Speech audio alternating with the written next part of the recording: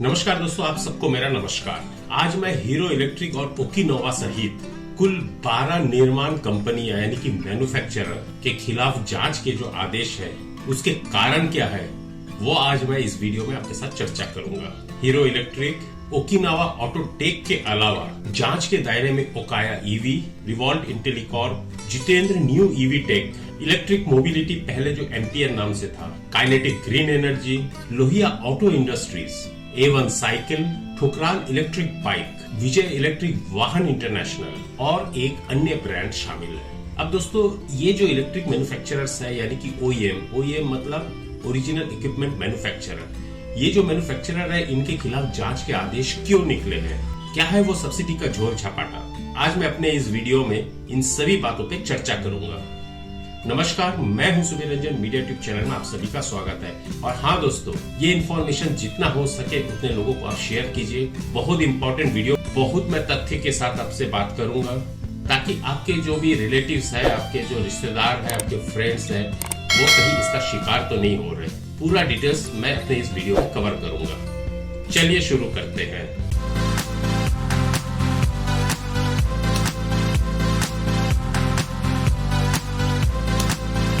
दोस्तों, ये 21 दिसंबर 2022 का न्यूज है कि देश के 12 वाहन निर्माता कंपनियों के ऊपर जांच के आदेश लगे हैं जो कि कथित फेम सब्सिडी के मापदंडों को पूरा नहीं किया है।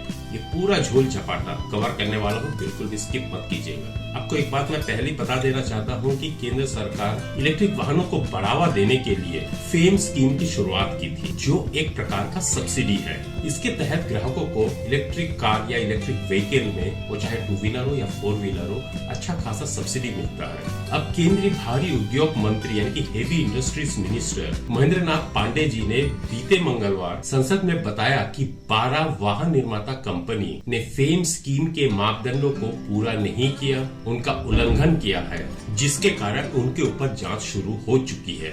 समाचार एजेंसी पीटीआई के अनुसार निर्माताओं पर 10,000 करोड़ रुपए का फेम योजना के तहत जो सब्सिडी है उसमें कथित रूप से हेराफेरी का आरोप है। महेंद्र नाथ पांडे जी ने 20 दिसंबर को संसद में इस मामले की रिपोर्ट की थी। ये जो 12 वाहन निर्माता कंपनी है उनके नाम इस प्रकार है।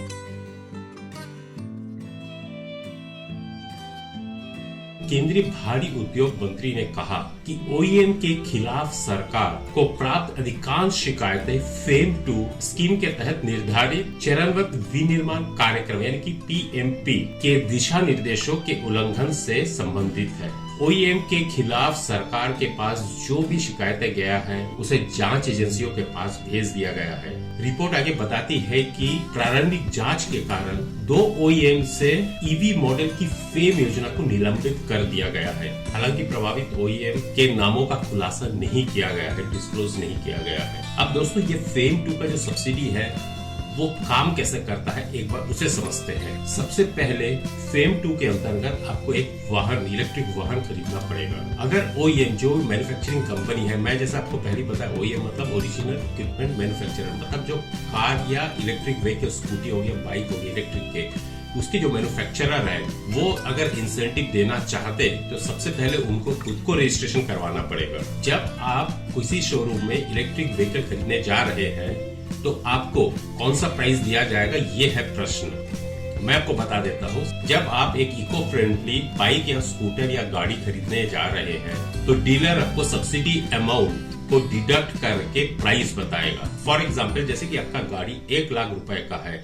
और उसमें सब्सिडी 30,000 रुपए मिलना है, तो डीलर आपको जो प्राइस कोट करेगा वो 70,000 रुपए कोट करेगा। एक बार जब आप वो गाड़ी खरीद लेते हैं तो उसी जहां से आप गाड़ी खरीदे वो जो डीलर है वो फिर अपने जो OEM है, मैन्युफैक्चरिंग कंपनी है, उसके पास उस इनवॉइस को भेजेगा। अब OEM जो परचेज डिटेल्स है उसे नेशनल ऑटोमोटिव बोर्ड यानी कि NAB के पास भेजेगा, जो कि सब्सिडी स्कीम को मॉनिटर करता है। वेरिफिकेशन हो जाने के बाद OEM के पास वो सब्सिडी वापस आ जाएगा, क्रेडिट हो जाएगा, और फिर वो जो क्रेडिट अमाउंट आया है वो OEM डीलर को वापस करेगा।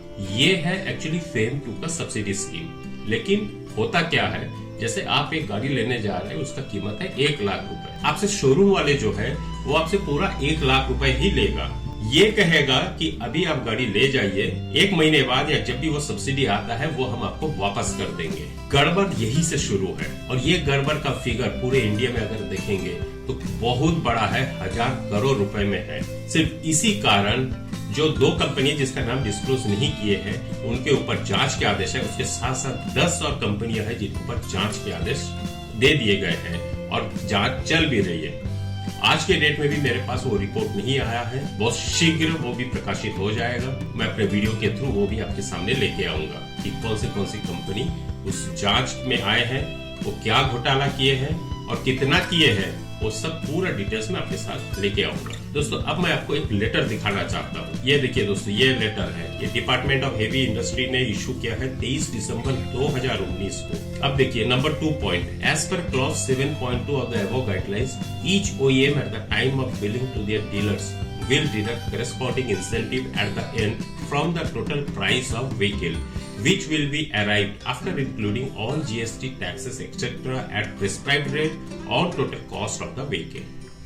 तीसरा पॉइंट देखिए, as per clause 7.3 of the above guidelines, similarly each dealer will consider cost to the dealer as total cost arrived just before deducting the incentive by the OEM and use this cost for arriving total cost to the customer. After that, dealer will pass on corresponding incentive he received from OEM to customer or end user at the time of sale of vehicle. अब देखिए point number 4, ये बहुत important है। It has been reported to this department by many dealers that OEMs are not passing subsidy to dealers and transfer the same only after receipt of reimbursement of incentive from the Department of Heavy Industry. It has been observed that OEMs or dealers are not strictly following the above guidelines. This amounts to violation of guidelines instructions issued by the department. अब दोस्तों आप समझ गए, जो subsidy आपको पहले मिल जाना चाहिए, आपको जो टाल देते हैं कि आप अभी आप ले जाइए 1 महीने बाद या 2 महीने बाद जब भी सब्सिडी आएगा वो हम आपको क्रेडिट कर देंगे आपके अकाउंट में, तो ऐसा नहीं है। गवर्नमेंट ने क्लियर कट बोला है कि डीलर जो है वो सब्सिडी काट के आपको गाड़ी देगा।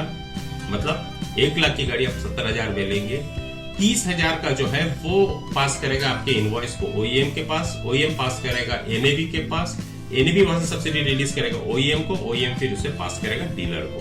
ये है सिंपल सा स्टोरी। लेकिन इसी बीच में बहुत बड़ा धांधली हो चुका है जिस कारण ये जांच के आदेश आए हैं। दोस्तों अगर मेरा ये तथ्य, मेरा ये इन्फॉर्मेशन आपको अच्छा लगा तो बहुत ज्यादा से ज्यादा शेयर कीजिएगा, लाइक जरूर कीजिएगा और हाँ दोस्तों, आप हर बार भूल जाते सब्सक्राइब करना, फट से सब्सक्राइब कर लीजिए, साथ में ऑल को भी क्लिक कर दिए ताकि मेरे चैनल के थ्रू से जब भी मैं इन्फॉर्मेशन लेकर उसका नोटिफिकेशन सबसे पहले आपके पास पहुंचे। फिर मिलते हैं ऐसे किसी अगले एपिसोड पर, तब तक stay safe, stay tune. This is Subir, sign of.